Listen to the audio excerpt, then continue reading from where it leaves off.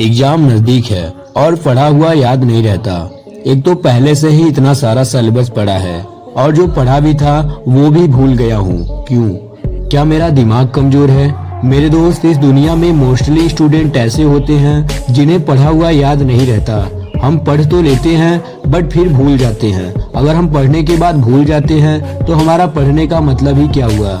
ऐसे में हमारी सारी मेहनत नाकाम हो जाती है। लेकिन अगर हमें ऐसी कोई टेक्निक्स पता हो जाए जिससे हम पढ़ा हुआ याद रख पाए, इससे हमारा टाइम भी बचेगा और हमें काफी हेल्प भी मिलेगी। मेरे दोस्त, पढ़ा हुआ सारा याद रखना मुश्किल है, लेकिन हम काफी हद तक इसको कंट्रोल कर सकते हैं। एक सर्वे के अनुसार एवरेज ब्रेन सिर्फ 40% ही याद रख पाता है। तो आखिर वो कौन सी टेक्निक्स है जिससे हम इसी 40% एनर्जी को 100% रिजल्ट में ट्रांसफर कर सकते हैं?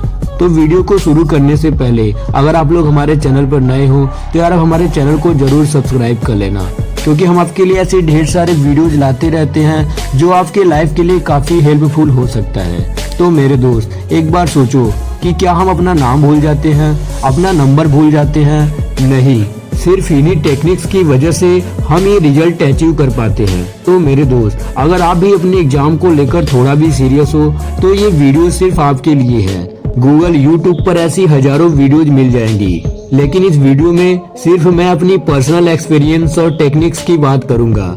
और मेरे दोस्त, मेरा यकीन मानो, अगर आप इन टेक्निक्स को फॉलो करोगे तो मैं 100% गारंटी देता हूं कि आपको अपने मेहनत का दोगुना रिजल्ट मिलेगा। तो चलिए स्टार्ट करते हैं। पॉइंट नंबर 1, कम पढ़ो लेकिन अच्छा पढ़ो। मेरे दोस्त, एक महान साइंटिस्ट ने एक शानदार सा रूल इस दुनिया को दिया जिसे कहते हैं 80-20 का रूल। इन्होंने इस रूल में जो बताया वो इस धरती के सारे चीजों पर फिक्स्ड है। उनका ये कहना था कि आपके 20% एफर्ट्स आपके 80% रिजल्ट में कन्वर्ट होता है। उनका ये कहना था कि आप सिर्फ 20% चीजों पर फोकस करो, इससे ही आपको 80% रिजल्ट मिलेंगे। मेरे दोस्त, दुनिया में हर चीज इसी रूल पे डिपेंड करती है और यही रूल आपके पढ़ाई और एग्जाम पर भी लागू होता है।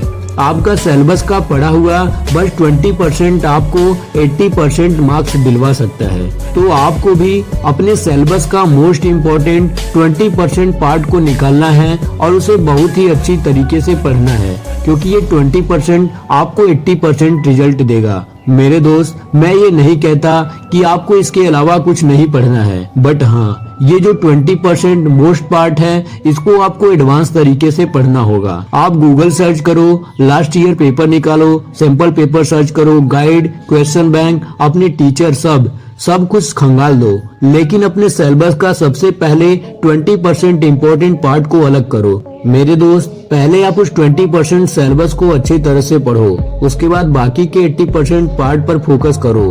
अब आता है हमारा point number 2, study in morning.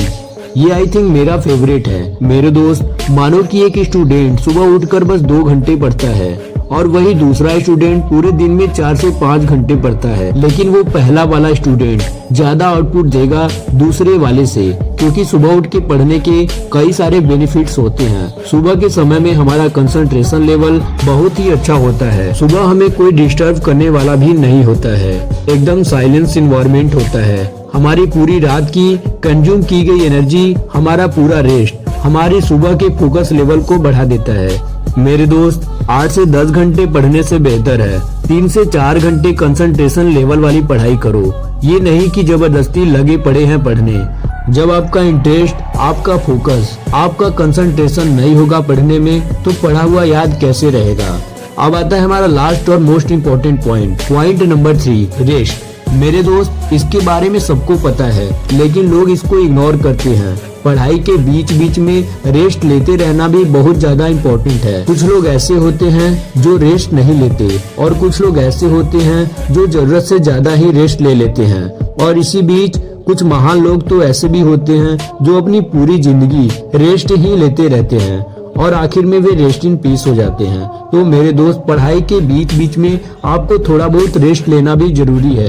मैं ये नहीं बताऊंगा कि आपको पढ़ाई के बीच में कितना कितना रेस्ट लेना है। मेरे दोस्त, ये सिर्फ आप पे ही डिपेंड करता है, क्योंकि आपको ही पता है कि आप कितने टाइम में अपनी एनर्जी को दोबारा रिप्रोड्यूस करते हो। ये आपके अलावा कोई डिसाइड नहीं कर सकता कि आपको कितनी जरूरत पड़ती है रेस्ट की। अगर आप चाहो तो अपना शेड्यूल भी बना सकते हो, पर ध्यान रखना वो शेड्यूल किसी का कॉपी नहीं होना चाहिए, क्योंकि हर किसी के बॉडी की एनर्जी अलग अलग होती है। आई थिंक पढ़ा हुआ ना भूलने के लिए इतना ही काफी है। तो इन पॉइंट्स पर गौर करो और दिल लगाकर मेहनत करो। मेरे दोस्त, अगर आपकी पढ़ाई में कंसंट्रेशन नहीं बनते तो आप हमारे वीडियो के डिस्क्रिप्शन में दिए हुए लिंक से अपनी प्रॉब्लम का सोल्यूशन पा सकते हैं। और मेरे दोस्त, अगर आपको पढ़ाई में और भी कोई प्रॉब्लम हो तो आप हमें कमेंट्स करके बता सकते हैं। आई होप हमारी ये वीडियो आपको पसंद आया होगा। अगर हाँ तो यार आप हमारे वीडियो को जरूर लाइक कर देना, क्योंकि आपके एक लाइक से हमें और भी वीडियोज बनाने के मोटिवेशंस मिलते रहते हैं। मिलते हैं अगले वीडियो में। Thank you for watching my videos.